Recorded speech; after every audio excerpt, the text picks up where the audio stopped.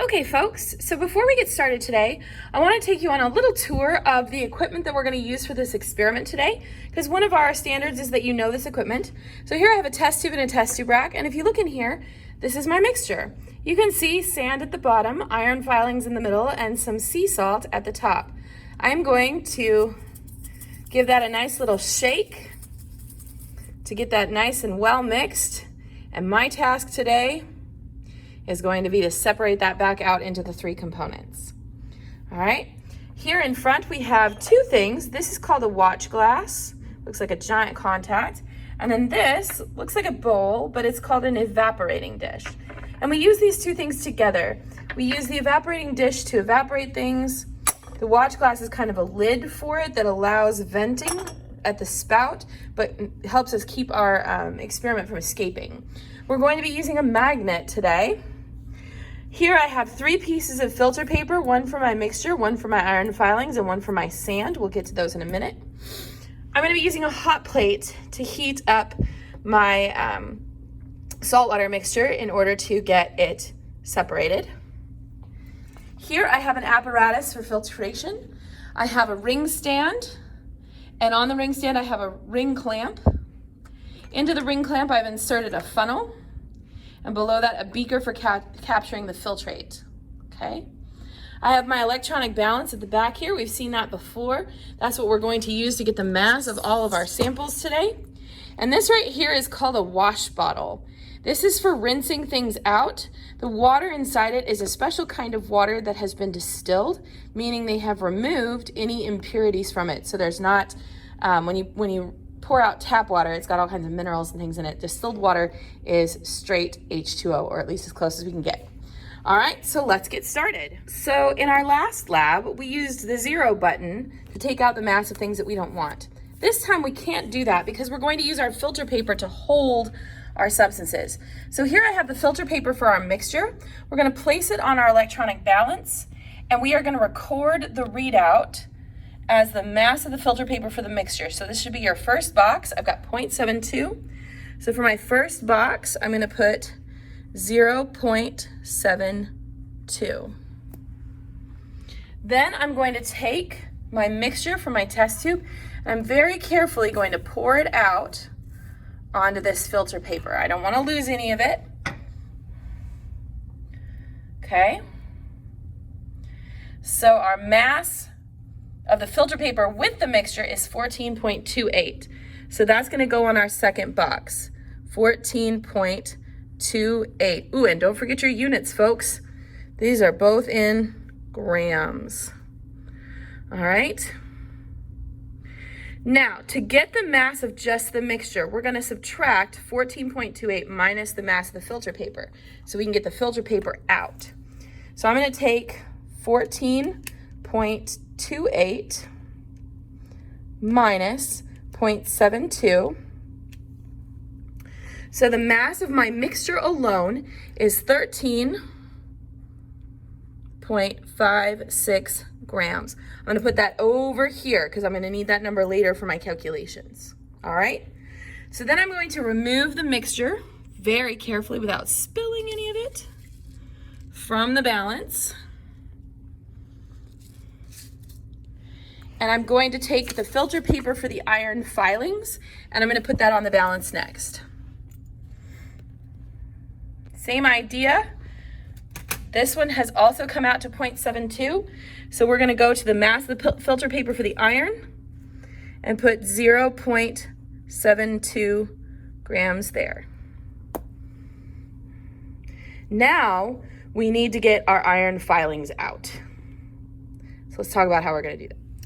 Okay, so the way we separate a mixture such as this is we have to know a few things about the things that I put into it. Okay, and the first thing that I know about the things that I put into this is that iron is magnetic.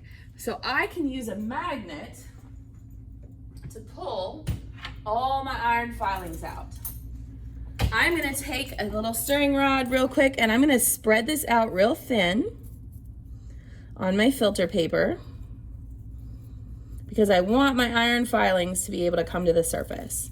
So I'm gonna spread this out nice and thin. I'm gonna keep it on my filter paper because I don't wanna lose any of it. But I want it nice and thin so that my iron filings can get past the salt and the sand and all that other stuff that's in here. All right, so then I'm gonna take the filter paper for the iron filings and I'm gonna place it on top of that mixture. And then I'm gonna use my magnet. And I'm gonna draw it along here.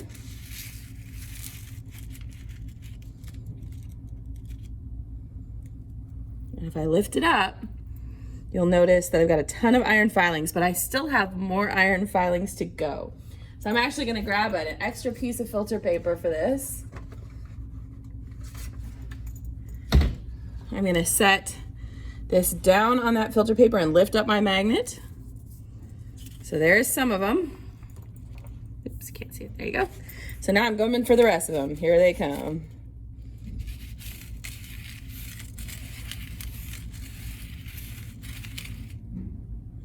Ooh, I got a bunch more that time.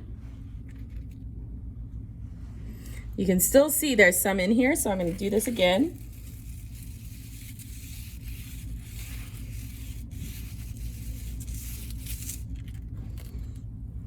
Got some that time. I'm gonna use my stirring rod to push this around just a little bit. Make sure that all my iron filings can get out. Because I see some still in there that are maybe stuck behind some sea salt. Okay, let's try that again.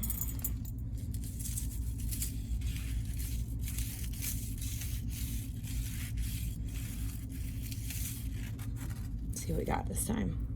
Ooh, not bad, we got quite a bit there. All right, and I think that's pretty close to all of them. Let me try one more time just to make sure that I got it all. All right, so now I'm gonna put this back onto the iron filings filter paper, make sure I get all of it on there. And now we're gonna go get its mass. So I very carefully placed our iron filings onto the electronic balance, and this is giving me a mass of 5.25 grams. So on here, the mass of the filter paper with the iron filings was 5.25 grams. Now remember, we want just the mass of the iron filings, so we need to subtract out the filter paper. So I'm gonna take that 5.25 and I'm gonna subtract out the 0.72 from the filter paper. That gets me 4.53 grams, and I'm gonna put that over here. 4.53 grams as the mass of my iron filings. All right, so I'm gonna set those off to the side. And the next thing I'm gonna do is I'm gonna get the mass of the filter paper for my sand. So I need the mass of the filter paper for my sand is the next one. That is 0.69 grams. So find your mass of the filter paper for the sand. Oops, it went up to 0.70. All right, 0.70 grams. All right, now we gotta get the sand out of this mess. So let's talk about how we're gonna do that. Okay, so what I have left here, theoretically, should be sand and sea salt. So really, I only have two things left to separate, sand and sea salt. Now, I have a little bit of knowledge about both of these things. I know that sand is a particle that will not dissolve in water. It is insoluble in water. Whereas salt, I know to be quite soluble. So it would dissolve in water. So what I'm going to do is I'm going to use a process called filtration, where we have particles of different sizes, and we are able to use the difference in size to filter them out.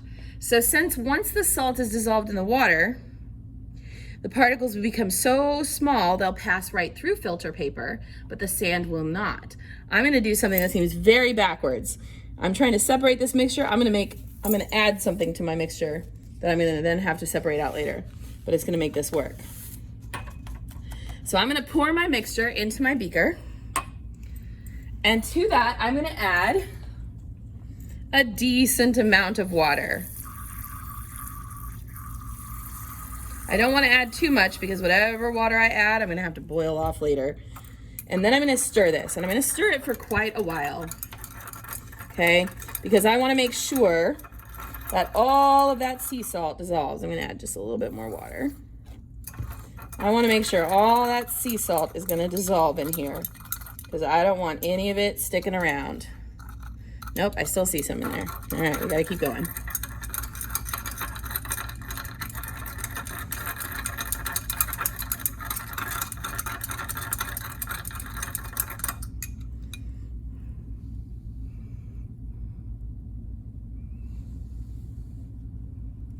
Still got a little in there. Maybe a little tiny bit more water.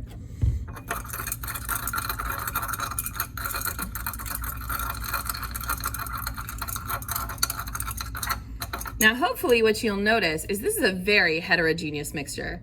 You can see it's got chunks of stuff in it. Chunky stuff. And there's sand floating around at the bottom. Heterogeneous mixture. Totally not the same throughout. All right, so now we're going to filter this. To do a filtration, we are going to need a piece of filter paper. This is the filter paper we measured. To set this up, I'm going to fold it in half, and then I'm going to fold it in half again. So I have a little funny conic shape. Now, very important, we want to make a cup. So I don't want to go down the middle because that's got a hole in it. I want to go down one of these, okay? So I'm going to place this, excuse me, I'm going to place this into my funnel. You'll notice it tries to bounce out of the funnel, which is not ideal. So what I'm going to do is I'm going to get it just a little bit wet because the water is going to help it stick to my funnel, okay? So now let's go set it up and let's do our filtration. All right, so I have my funnel with my filter paper in my ring clamp. I've got a beaker to catch the filtrate because I still want that salt water because I got to retrieve the salt too. And I want to do this nice and slow. I'm going to pour this in here nice and slow. I don't want to get above the filter paper at all. And it takes a minute for it to drip through. So we're going to let it sit for a minute, let it drip through, and then we'll add the rest. Okay, so now that all of that is filtered through, you'll notice that in my beaker, I still have quite a bit of sand. I want to make sure that I rinse all that out because the sand is going to have some salt in it. And I want to make sure that I get all of this. So I'm actually going to use my wash bottle and I'm going to rinse everything out of here into the filter paper. Nope, there's still a little sand in there. Get out of there. All right, and we're going to let that drain until it is empty completely. Okay, so this is now filtered through quite nicely. I'll show you what that looks like. It's still a little tiny bit wet at the top, but we've got just our sand collected in here.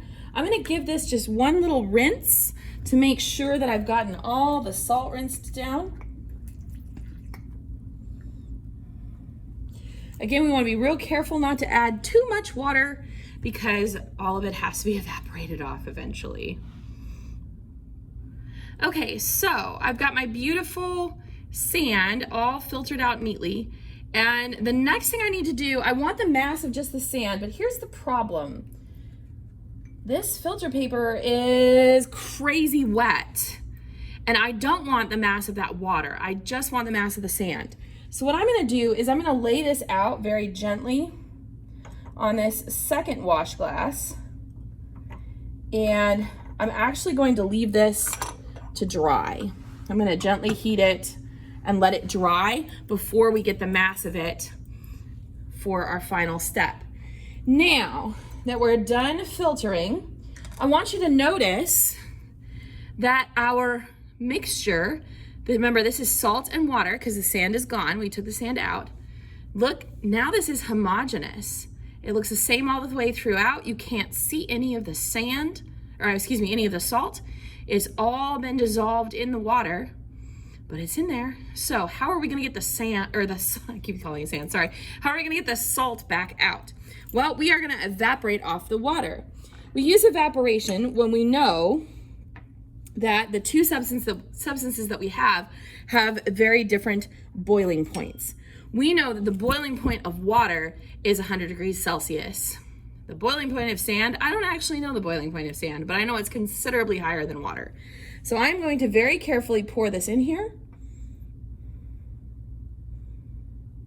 into my evaporating dish. I'm going to give it just a tiny rinse so we don't leave any sand behind or salt behind. Oh, I keep doing that. Then we're going to put the watch glass on top of the evaporating dish, and then we are going to place it onto the hot plate. And I'm going to heat this on the hot plate very slowly. And you'll notice there's my sand right next to it. I've got it set up here. I'm going to heat it real gentle so that it's going to dry so we can get those final masses. I'm going to heat this nice and gently on my hot plate until all the water evaporates. So I'm not going to make you watch that. I will come back and show you what it looks like kind of part of the way through and then what it looks like when it's done. All right, just doing a little check-in. You'll notice that we've got some wonderful water condensing up at the top as it's heating. So that's what we like to see. You'll notice that our sand over here is starting to dry. So we're gonna come back in a little bit and see how it progresses. All right, we're checking in again. I'm gonna zoom this nice and far in because if you look real carefully at this, you can actually see around the edge that we have some of the salt starting to collect. We've got a nice rolling boil going here. And if I zoom us back out, not that far out, you'll notice that our sand is almost dry. It's getting there. It's still a little tiny bit damp, so we're gonna leave it here to dry a little bit longer. But so far it's looking pretty good. I might take my stirring rod and see if I can break it up just a little bit so that it's easier for it to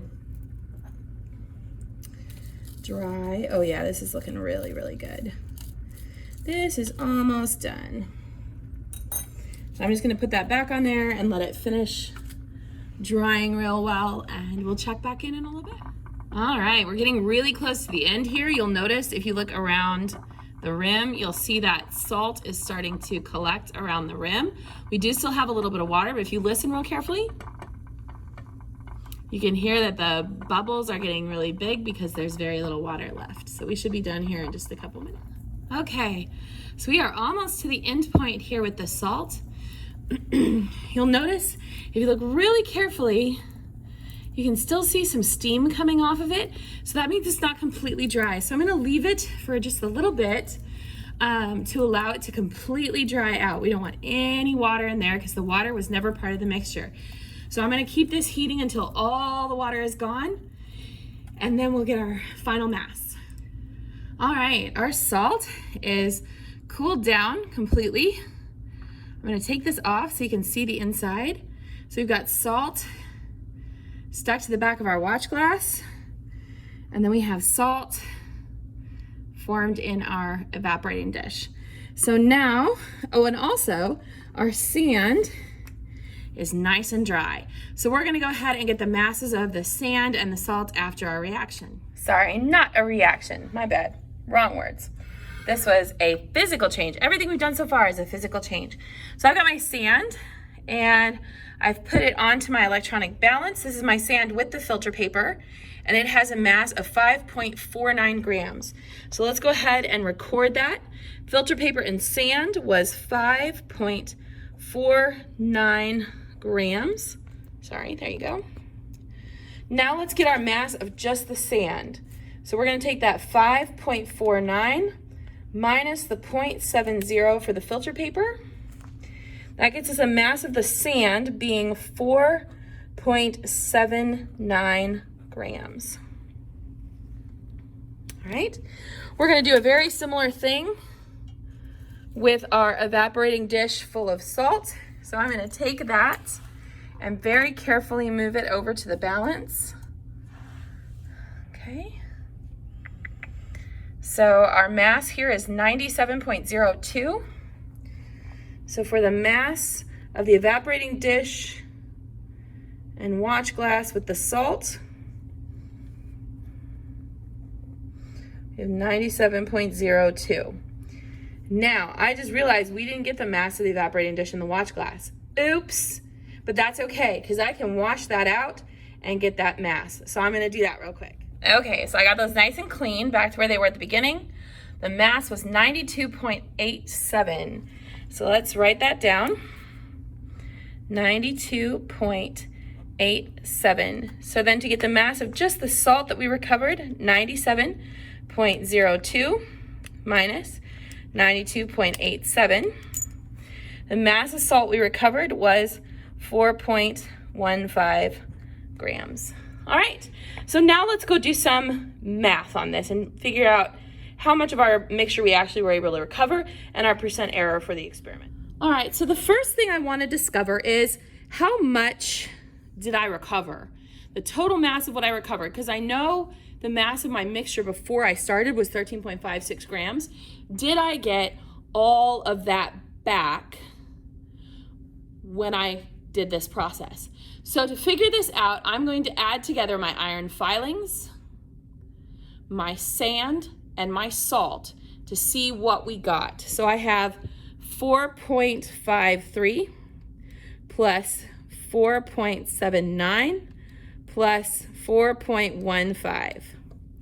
So that gives me 13.47 grams.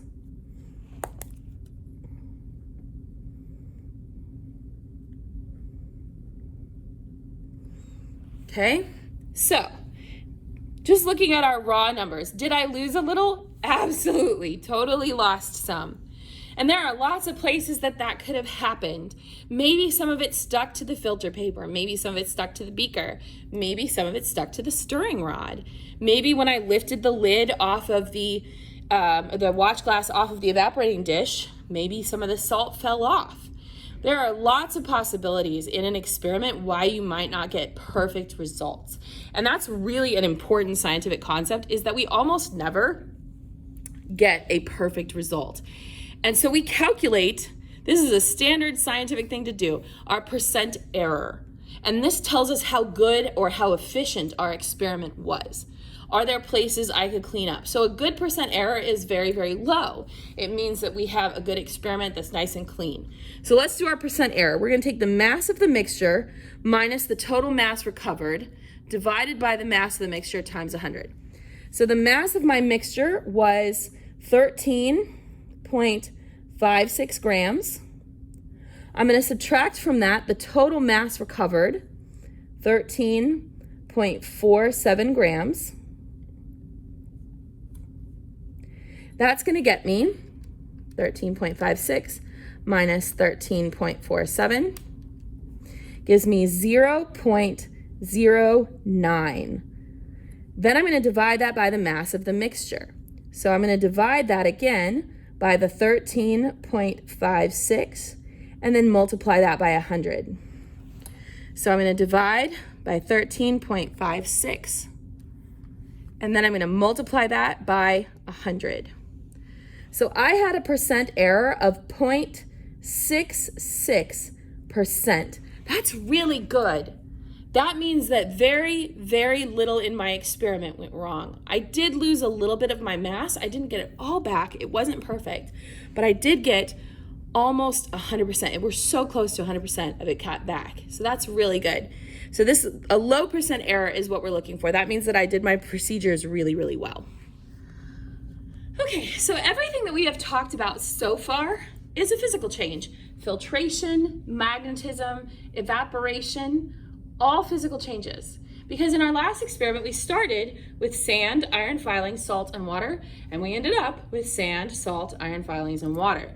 So we did not actually change what the substances are, we simply changed their location. We went from them being all mixed together to being all separated. And all of that, physical changes. Dissolving the salt in the water, physical change. All right? So what about a chemical change?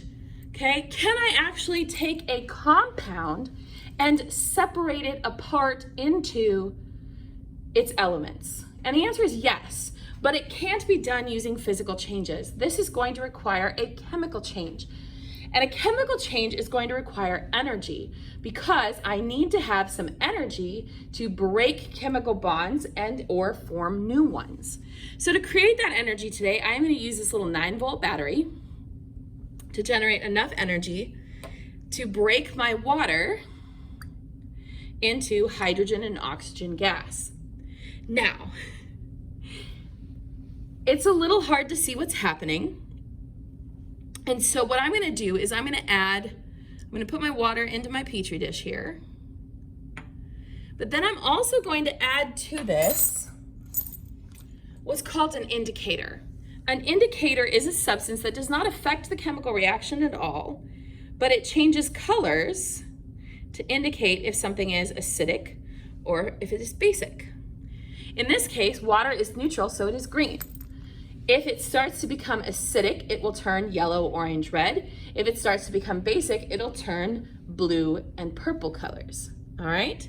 So I'm gonna go ahead and connect this up to my battery, and I want you to watch specifically right next to those little leads that are on the Petri dish, and I want you to watch and see what happens. If you're really paying careful attention, you might be able to see some little bubbles forming.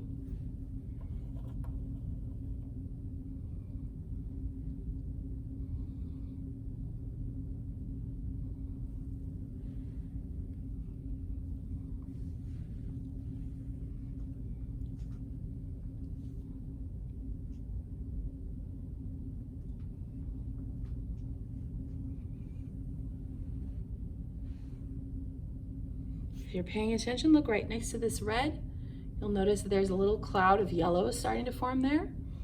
There's also a cloud of purple forming next to this one, but the lead is in the way, so you should see that coming out here in just a second.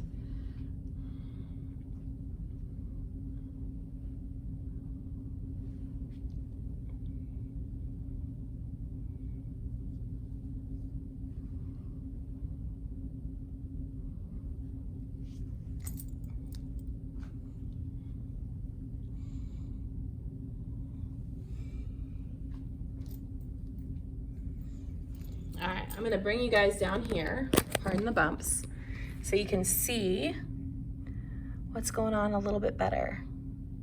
If you look real close at the leads, right on top of the metal, you can see little bubbles forming.